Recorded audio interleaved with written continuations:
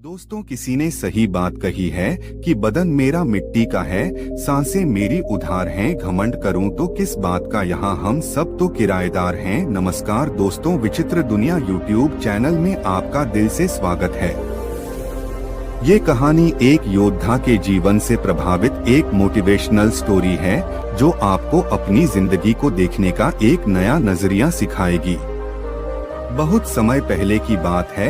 सबल नाम का लड़का पूरे दिन अभ्यास करके सो रहा था तो उसे एक रात बुरा सपना आता है जिसमें वह हर रोज की तरह अपने गुरु के आश्रम में तलवारबाजी के मुश्किल दाव पचों का अभ्यास कर रहा था। उसका अभ्यास अच्छा चल रहा था, लेकिन जैसे ही वह एक ऊंची छलांग लगाकर जमीन में वापस आता है, उसका एक पैर टूटकर कांच के टुकड़ों की तरह बिखर जाता है। उसकी ऐसी हालत देखकर सभी लोग डर जाते हैं, लेकिन एक रहस्यमय आदमी बड़ी शांति से उन टुकड़ों को इकट्ठा करने लगता है।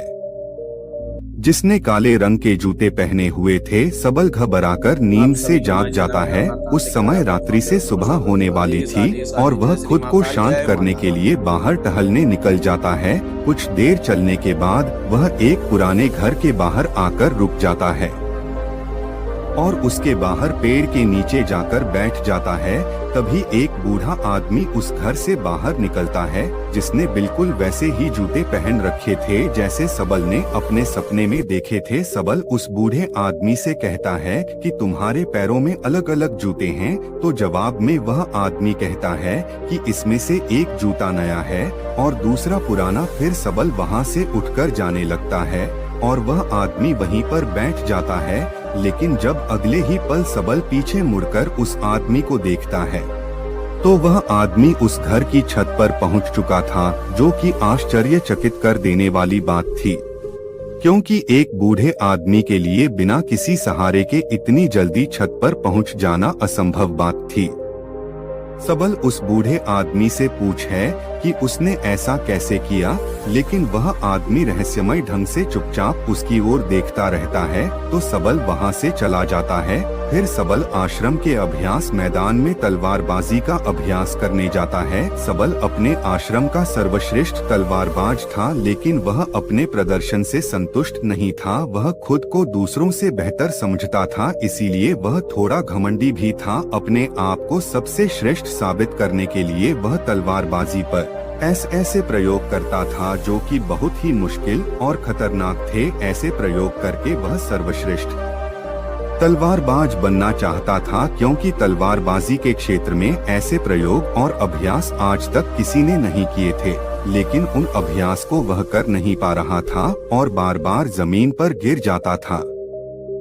उसके गुरु को यह सब जानलेवा सबल का अभ्यास पागलपन लगते थे।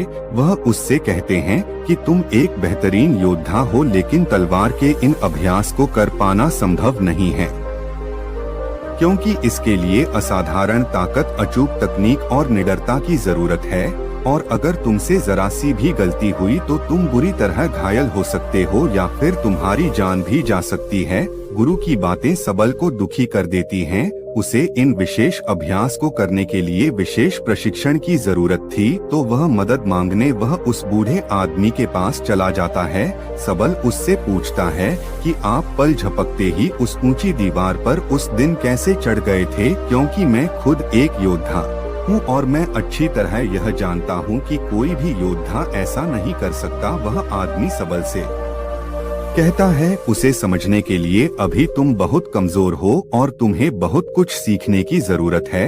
लेकिन सबल को अपने अभ्यास और ज्ञान पर बहुत घमंड था, इसीलिए वह कहता है कि मुझे हर चीज की जानकारी है और तुम मुझसे कोई भी सवाल पूछ सकते हो। तो वह बूढ़ा आदमी उससे पूछता है कि क्या तुम खुश हो। सबल को यह प्रश्न बेमतलब लगता है, लेकिन फिर भी वह कहता है कि मेरे पिता के पास बहुत सारा धन है, मैं पढ़ाई में भी अच्छा हूँ, मेरे अच्छे मित्र हैं, मैं देखने में भी सुंदर हूँ और लड़कियाँ मुझे पाने के लिए मरती हैं। जवाब में वह बूढ़ा आदमी कहता है कि अगर तुम्हारे पास सब कुछ है तो फिर तुम रात में सो क्यों नहीं पाते। तुम कल भी रात्रि के अंतिम प्रहर में मेरे पास आए थे और आज भी तुम रात्रि के अंतिम प्रहर में ही आए हो। उस बूढ़े व्यक्ति की रहस्यमय बातें सुनकर सबल उसकी तुलना दुनिया के महान दार्शनिकों से करने लगता है और उसे दार्शनिक बाबा के नाम से ही बुलाने लगता है। उसके बाद वह आदमी पूछता है कि अगर तुम देश के सर्वश्रेष्ठ तलवारबाज की प्रतियोगिता का हिस्सा ना होते तो तुम क्या कर रहे होते। यह प्रश्न सबल को अंदर से हिलाकर रख देता है, क्योंकि उसने सर्वश्रेष्ठ तलवारबाज बनने के अलावा और कुछ भी नहीं सोचा था। पर उस बूढ़े आदमी ने यह सवाल पूछा क्यों। सबल को लगता है कि वह आदमी सनकी है, इसीलिए वह घबराकर वहां से चला जाता है और उसे भूलने का प्रयास करने लगता है। अपनी रोजमर्रा की जिंदगी की तरह वह दोस्तों के साथ मजे करता है, नशा करता है और लड़कियों को आकर्षित करके उनके साथ समय बिताता है। पर इसी दौरान अचानक सिर्फ एक पल के लिए वह दार्शनिक बाबा उसके सामने आ जाता है, जो एक इशारा था कि सबल अपनी हरकतें सुधारे। तो सबल दार्शनिक बाबा से मिलने उसके पास चला जाता है। उन दोनों में थोड़ी बातचीत के बाद ज्योति नाम की लड़की खाना लेकर आती है, जो कि उस बूढ़े व्यक्ति की मनहे बोली बेटी थी। फिर वह दोनों खाना खाने लगते हैं तो सबल अपने मुंह में खाना ठोस नहीं लगता है और जल्दी जल्दी खाने लगता है। लेकिन दार्शनिक बाबा कहता है कि तुम्हें अपना खाना आराम से आनंद लेते हुए खाना चाहिए। वह कहता है कि तुम्हारे अंदर बहुत सी गलत आदतें हैं और अगर तुम मुझसे प्रशिक्षण लेना चाहते हो तो आज से ही तुम्हें मित्रों के साथ बेमतलब घूमना, नशा करना, मांस खाना, गलत काम बंद करना पड़ेगा। लेकिन सबल को अपने प्रशिक्षण और अभ्यास पर बहुत घमंड था, तो दार्शनिक बाबा उसे कुछ समय के लिए घुटने मोड़कर खड़े रहने के लिए कहता है, जो देखने में तो बहुत आसान लगता है, लेकिन थोड़ी ही देर में सबल का सब्र जवाब दे देता है और वह वहीं जमीन पर गिर पड़ता है। अपना घमंड टूटने और खुद को बेइज्जत महसूस करने के बाद सबल गुस्से में वहां से जाने लगता है। तो दार्शनिक बाबा उसे कहता है कि आत्म अनुभव हमें बहुत सी नई चीजें सिखाता है। हमारे अंदर हर सवाल का जवाब है, इसीलिए बाहर से सोचना बंद करो और अपने अंदर अपने आत्म अनुभव से उनके जवाब ढूंढो। फिर तुम्हें पता चलेगा कि तुम रात को इसलिए नहीं सो पाते क्योंकि तुम अंदर से खाली हो और तुम्हें अपने खालीपन से डर लगता है। वह यह भी कहता है कि एक योग के लिए शरीर और दिमाग दोनों पर नियंत्रण होना बेहद जरूरी है और वह सबल को एक योद्धा की तरह प्रशिक्षित करने के लिए मान जाता है।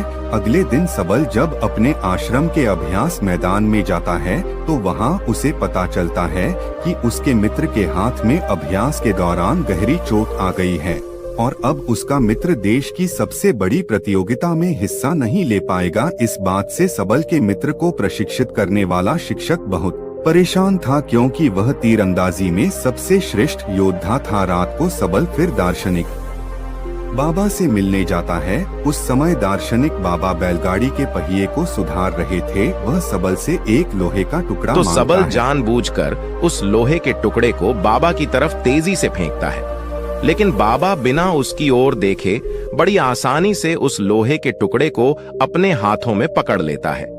सबल दोबारा से ऐसा करता है, लेकिन दार्शनिक बाबा फिर से उसे बिना देखे पकड़ लेता है। दार्शनिक उससे कहता है कि हमारे दिमाग में लाखों बेतुके विचार चलते रहते हैं, जो हमारे लक्ष्य को धुंधला बनाकर हमें भटका देते हैं। फिर वह सबल को थप्पड़ मारकर उसे उकता है और बदले में मुक्का मारने के लिए कहता है। पहले तो सबल शांत रहता है, लेकिन जब वह दार्शनिक बाबा पर हमला करता है तो दार्शनिक उसे पलक झपकते ही उसे नीचे गिरा देते हैं और उससे कहता है कि अपने लक्ष्य के अलावा जो कुछ भी तुम्हारे दिमाग में चल रहा है वह सब बेकार है। उस कचरे को अपने दिमाग से बाहर निकाल दो। और वह उसे अगली सुबह नदी के पुल के ऊपर मिलने बुलाता है। अगले दिन जब सबल नदी के पुल पर पहुंचता है तो दार्शनिक उसे धक्का देकर पुल से नीचे गिरा देता है। सफल गुस्से में दार्शनिक पर चिल्लाने लगता है। तब दार्शनिक कहता है, जिस पल तुम नीचे गिर रहे थे उस पल तुम्हारा दिमाग बिल्कुल खाली था, अब फिर से उसमें कचरा भर चुका है। सबल गुस्से में कहता है कि मेरे दिमाग में कोई कचरा नहीं भरा है। तो दार्शनिक सबल के दिमाग पर नियंत्रण करके वह सब देखने लगता है जो उसके दिमाग में चल रहा था। फिर वह कहता है कि अगर तुम अपना ध्यान इन फिजूल के विचारों में रखोगे तो तुम अपने वर्तमान के पलों को जी नहीं पाओगे और जब तुम अपना सारा ध्यान वर्तमान के पलों में रखोगे तब तुम्हें पता चलेगा कि तुम क्या कर सकते हो और इतने अच्छे से कर सकते हो। सबल को चोट लगने के बाद तीरंदाजी सिखाने वाला शिक्षक सभी छात्रों की परीक्षा ले रहा था। इस दौरान सबल दार्शनिक के सिखाए तरीके से अपने ध्यान को एकाग्र करने में सफल हो जाता है और पूरी एकाग्रता के साथ तीरंदाजी का बेहतरीन प्रदर्शन करके दिखाता है, जो कि शायद उसके मित्र से भी बेहतर था। सभी लोग ऐसे प्रदर्शन को देखकर हैरान रह जाते हैं। फिर उस रात दार्शनिक को पूरी बात बताता है। वह खुश था और उसे अपने प्रदर्शन पर नाज था, क्योंकि दूसरे खिलाड़ी योद्धा उससे जलने लगे थे, लेकिन दार्शनिक को उसकी बातों में कोई दिलचस्पी नहीं थी।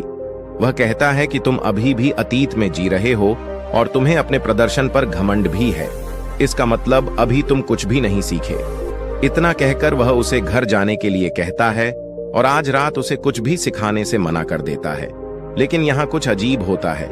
सबल वहां छुपकर सुबह होने का इंतजार करता है और सुबह होते ही दार्शनिक का पीछा करने लगता है। दार्शनिक सांभर के अभ्यास मैदान में चला जाता है और जाकर एक ऊंचे स्थान में बैठ जाता है। सबल दार्शनिक के बगल में जाकर बैठता है तो वह महसूस करता है कि वह सभी खिलाड़ी योद्धाओं के दिमाग को पढ़ पा रहा है।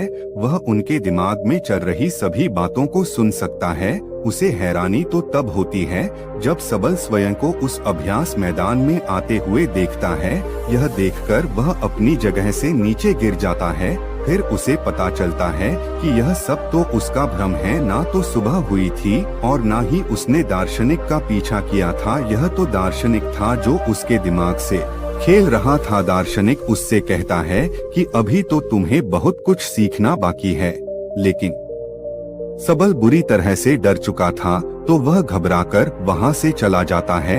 इस घटना का सबल पर उल्टा असर पड़ता है। उसका आत्मविश्वास नीचे गिरने लगा था, जो उसके साथी योद्धा भी महसूस करते हैं और उसका शिक्षक भी, क्योंकि उसका प्रदर्शन कमजोर पड़ने लगा था। अगले दिन वह दार्शनिक के घर के बाहर ज्योति को देखता है, जो कि दार्शनिक के लिए खाना लेकर आई थी। वह उससे कहता है कि मुझे लगा था कि दार्शनिक के तरीकों से मैं एक बेहतर योद्धा बन सकता हूँ, लेकिन मेरे साथ बिल्कुल उल्टा हो रहा है। फिर दार्शनिक सबल से वह सारे काम करवाता है जो आज से पहले उसने कभी नहीं किए थे, जैसे कि कचरा साफ करना, गंदगी साफ करना, कपड़े धोना और लोगों की मदद करना, दोस्तों के साथ घूमना और गप्पे मारना बंद, मांस खाना बंद। सबल यह सब कर तो रहा था, लेकिन उसे यह सब बेमतलब लग रहा था। उसका प्रदर्शन सुधरने की बजाय दिन प्रतिदिन खराब होता जा रहा था, क्योंकि वह दार्शनिक की शिक्षाओं को समझ नहीं पा रहा था। और एक दिन तंग आकर वह दार्शनिक से झगड़ने लगता है। वह कहता है कि गंदगी साफ करके मैं कौन सा योद्धा बन सकता हूँ, लेकिन दार्शनिक कहता है कि मैं तुम्हें किसी भी स्थिति में ध्यान करना सिखा रहा था और इससे तुम्हारा घमंड और बुरी आदतें कम हो जाएंगी। लेकिन सबल का गुस्सा बढ़ता ही जा रहा था। वह कहता है कि तुमने पहले दिन मुझसे पूछा था कि क्या मैं खुश हूँ, तो आज मैं तुमसे पूछता हूँ कि क्या तुम इस खंडहर घर में खुश हो। असल में सबल को लगता है कि दार्शनिक जिंदगी से हारा हुआ व्यक्ति है, जो अपनी जिंदगी में सफल नहीं हो पाया है और उसकी रहस्यमयी बातें सुनकर वह गलती से उसके चक्कर में फंस गया है। दार्शनिक उसे अपनी भावनाओं पर काबू करने के लिए कहता है, लेकिन सबल तो उसकी एक भी सुनने को तैयार नहीं था और गुस्से में वह दार्शनिक से कहता है कि अपनी खुशी में खुद तलाश लूंगा और अपना प्रशिक्षण छोड़कर वहां से चला जाता है। अफसोस सबल यह समझ नहीं पाया कि दार्शनिक उसे निस्वार्थ भाव से दूसरों की सेवा करना सिखा रहा था, जिससे उसका घमंड कम हो सकता था। खैर, सबल ने अपनी पुरानी दिनचर्या को वापस अपना लिया था, जैसे नशा करना, मांस खाना, दोस्तों के साथ बेबजाय का समय बर्बाद करना, लड़कियों को आकर्षित करके उनके साथ समय बिताना और दूसरों से श्रेष्ठ दिखने के लिए जानलेवा अभ्यास करना। एक दिन ऐसे ही जब वह खतरनाक अभ्यास कर रहा था, तब ऊंचाई से गिरने पर उसका पैर बुरी तरह घायल हो जाता है। इलाज के दौरान उसे पता चलता है कि उसके बाहने पैर की हड्डी सिर्फ टूटी नहीं है, बल्कि चकनाचूर हो गई है, जिसमें अलग अलग 15 दरारें पड़ चुकी हैं। चिकित्सक उससे कहते हैं कि अगर तुम अपना ठीक से ध्यान रखोगे तो अगले कुछ महीनों में तुम चलने लगोगे।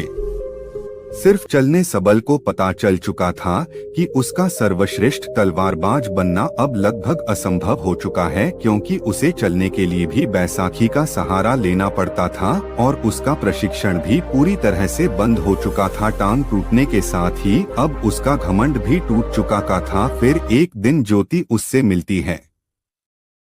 उसे सबल की चिंता हो रही थी, क्योंकि देश की सबसे बड़ी प्रतियोगिता में हिस्सा लेने का उसका सपना टूट चुका था। वह दोनों एक दूसरे को अच्छी तरह से समझते थे और वह एक दूसरे को पसंद भी करने लगे थे। साब अपने सपने को यूं ही टूटता हुआ नहीं देखना चाहता था, इसीलिए वह अपने शिक्षक से मिलता है और कहता है कि मैं अभी की छोटी छोटी प्रतियोगिताओं में तो हिस्सा नहीं ले पाऊंगा, लेकिन 10 महीने बाद योद्धाओं के चुनाव की जो अंतिम प्रतियोगिता होगी मैं उसमें जरूर हिस्सा लूंगा। जिसके लिए उसने प्रतियोगिता कराने वाली समिति को अपना आग्रह पत्र भी भेज दिया है। लेकिन शिक्षक को उसकी हालत देखकर लगता है कि सबल अब कभी भी प्रतियोगिता में हिस्सा नहीं ले पाएगा, क्योंकि उसके पैर की हड्डियां टूटी हुई हैं और अब उसका प्रशिक्षण भी बंद हो चुका है। अपने सपने को टूटता हुआ देखकर सबल गुस्से से भर जाता है और घर जाकर तोड़फोड़ करने लगता है। यह द्वार उसकी जिंदगी का सबसे मुश्किल दौर था। उसका सब कुछ बर्बाद हो चुका था। अब उसके जिंदा रहने का कोई मतलब नहीं था, इसीलिए अपनी जिंदगी खत्म करने के लिए वह एक ऊंची पहाड़ी पर चढ़ जाता है। इससे पहले कि वह नीचे कूद पाता, वहाँ कुछ अजीब होने लगता है। उसे एक इंसान नजर आता है जो कोई और नहीं बल्कि उसी की बुरी परछाई थी। वह परछाई उसके घमंड, उसके गुस्से, उसके डर, उसके संदेह और उसके अंदर चल रही उथल पुथल को दर्शाती है। वह कोई और नहीं बल्कि उसी के अंदर का शैतान था जो सबल को नीचे कूदने के लिए उकसा रहा था। यहाँ सबल समझ जाता है कि अगर वह अपने अंदर की सभी बुराइयों को खत्म कर देगा तो उसके अंदर शांति आ जाएगी। तभी वह शैतान नीचे गिरकर हमेशा के लिए खत्म हो जाता है। लेकिन यह सब तो बस उसका एक सपना था। वह शैतान तो अभी भी उसके अंदर ही था। उसने सपने के जरिए अपनी जिंदगी की सच्चाई को देखा था, तो मदद मांगने वह उस दार्शनिक के पास चला जाता है।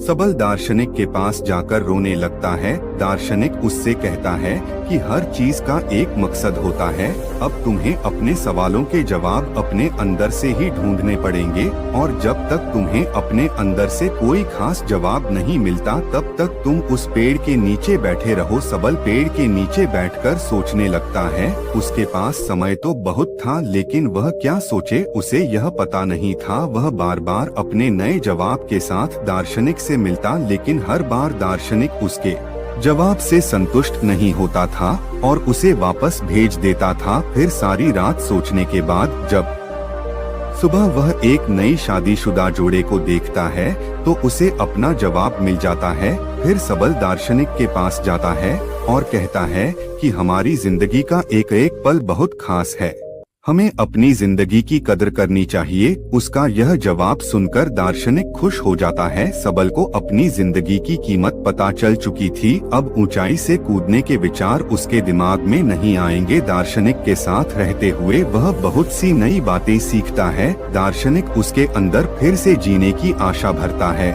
और अपनी जिंदगी फिर से शुरू करने के लिए उसे तैयार करता है। फिर एक दिन सबल अपने मित्रों से मिलता है और अतीत में अपने बुरे व्यवहार के लिए उनसे माफी मांगता है। उसके मित्र सबल का यह रूप देखकर हैरान रह जाते हैं। दार्शनिक के विचारों ने सबल को पूरी तरह से बदल दिया था और एक दिन सबल दार्शनिक से कहता है कि वह उसी की तरह लोगों के निस्वार्थ भाव से सेवा करने के लिए तैयार है। लेकिन दार्शनिक उसे उसकी तलवारबाजी का प्रशिक्षण फिर से शुरू करने के लिए कहता है, पर सबल उससे सहमत नहीं होता। वह कहता है कि मेरे पैर की हड्डी टूटी हुई है, मैं यह नहीं कर सकता। दार्शनिक कहता है कि एक योद्धा कभी भी अपनी जीत या श्रेष्ठता की चिंता नहीं करता, उसे जो काम सबसे प्यारा है वह उसे करता रहेगा, चाहे उसमें उसकी जान ही क्यों ना चली जाए। फिर दार्शनिक उसे अभ्यास के लिए एक छोटे से मैदान में ले जाता है,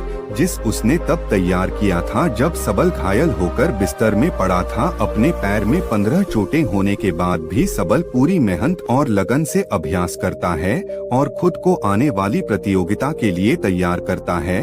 और एक दिन जब वह अभ्यास के लिए अपने पुराने आश्रम में जाता है तो उसे देखकर उसके साथी योद्धा और शिक्षक हैरान रह जाते हैं। लेकिन सबल की परेशानी तो तब बढ़ती है जब उसका शिक्षक उसे एक चिट्ठी देता है। प्रतियोगिता आयोजित कराने वाली समिति ने सबल की प्रतियोगिताओं में हिस्सा लेने के लिए मना कर दिया था। समिति ने सबल के चिकित्सकों से बात की, उन्होंने सबल के शिक्षक से भी पूछा, लेकिन शिक्षक ने सबल को अपने घमंड में आकर जानलेवा अभ्यास करते हुए देखा था।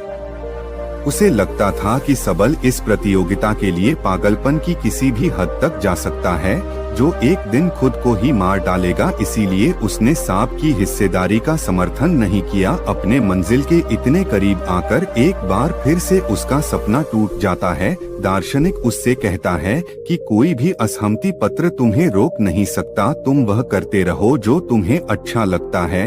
लेकिन सबल कहता है कि मेरा लक्ष्य सिर्फ अभ्यास करना नहीं बल्कि देश की सबसे बड़ी प्रतियोगिता में स्वर्ण पदक जीतना है। दार्शनिक कहता है कि स्वर्ण पदक जीतना सिर्फ एक लालच है, अगर वह मिल भी जाए तो क्या, जब तक तुम अंदर से खुश नहीं हो कोई भी बाहरी चीज तुम्हें खुश नहीं दे सकती। दार्शनिक उसे अपनी भावनाओं पर काबू करने के लिए कहता है, लेकिन सबल बहुत परेशान था। वह गुस्से में आकर दार्शनिक से कहता है कि मैं अपना सब कुछ छोड़ने के लिए तैयार था, लेकिन तुमने मुझे फिर से प्रशिक्षण के लिए कहा। वह काफी हताश हो चुका था, उसे कुछ समझ नहीं आ रहा था, तो अपने अंदर से जवाब ढूंढने के लिए वह उस पेड़ के नीचे बैठ जाता है। दार्शनिक उसकी तरफ को देखता है तो उसे कल सुबह अपने साथ एक पहाड़ के ऊपर चलने के लिए कहता है, जहाँ कोई खास चीज है। फिर अगली सुबह सबल बुरी तरह थका देने वाला लंबा सफर तय करता है। दार्शनिक उसके आगे की तरफ था और पीछे सबल। जब वह पहाड़ी की चोटी पर पहुँचते हैं तो सबल दार्शनिक से पूछता है कि बताओ आप मुझे क्या दिखाना चाहते थे, यह पहाड़, यह नजारा या फिर कुछ और। तो दार्शनिक उसके पैर के पास पड़े एक पत्थर की ओर इशारा करता है और कहता है कि मैं तो तुम्हें यह पत्थर दिखाने के लिए यहाँ लाया हूँ। इतना सुनने के बाद सबल निराश हो जाता है। वह कहता है कि आधे दिन का इतना लंबा सफर तय करके हम यहाँ इस मामूली पत्थर को देखने आए हैं। फिर उसे एहसास होता है कि दार्शनिक जरूर उसे कुछ समझाना चाहता है। थोड़ी देर सोचने के बाद वह समझ जाता है कि जब तक उसे मंजिल के बारे में पता नहीं था तब तक वह अपने सफर का आनंद ले रहा था और वह खुश था। लेकिन जैसे ही वह मंजिल तक पहुंच गया उस खुशी खत्म हो गई, क्योंकि जो खुशी सफर में है वह मंजिल को पाने में नहीं। सबल यह भी समझ चुका था कि उसका लक्ष्य हासिल करने का सपना भी इस पत्थर की तरह ही है, जिसे हासिल करने या ना करने से कोई फर्क नहीं पड़ता, क्योंकि असली खुशी तो सफर के दौरान है। सबल अब समझ चुका था कि अब उसे क्या करना है। वे दोनों पहाड़ी से वापस आते हैं और सबल अब अपने सफर का आनंद लेते हुए वह बिना किसी हार जीत की चिंता किए अभ्यास के मैदान में अभ्यास करने लगता है। उसका बेहतरीन प्रदर्शन अभ्यास देखकर सभी हैरान हो जाते हैं और उसका शिक्षक उसे अंतिम चुनावी प्रतियोगिता में ले जाने के लिए मान जाता है। सबल अपने साथ दार्शनिक को भी ले जाना चाहता था, लेकिन जब वह उस पुराने घर में पहुंचता है तो उसे पता चलता है कि दार्शनिक वहां से हमेशा के लिए जा चुका है। शायद दार्शनिक अपना काम पूरा कर चुका था। फिर अंतिम चुनावी प्रतियोगिता में सबल अपना सर्वश्रेष्ठ प्रदर्शन करता है। उसका अपने दिमाग पर पूरा नियंत्रण था। उसे प्रतियोगिता जीतने का लालच या डर नहीं था, वह तो बस इस पल का आनंद ले रहा था। इतनी भयंकर दुर्घटना के बाद भी उसका ऐसा श्रेष्ठ प्रदर्शन देखकर सभी लोग बहुत ज्यादा हैरान थे। इसके बाद सबल ने अंतिम प्रतियोगिता में देश के सबसे बड़े योद्धा का खिताब जीता और उसके बाद उसने ज्योति के साथ शादी भी कर ली। बाद में सबल ने अपनी किताबों और बात के माध्यम से दार्शनिक के विचारों को जन समूह तक पहुंचाने का प्रयास किया।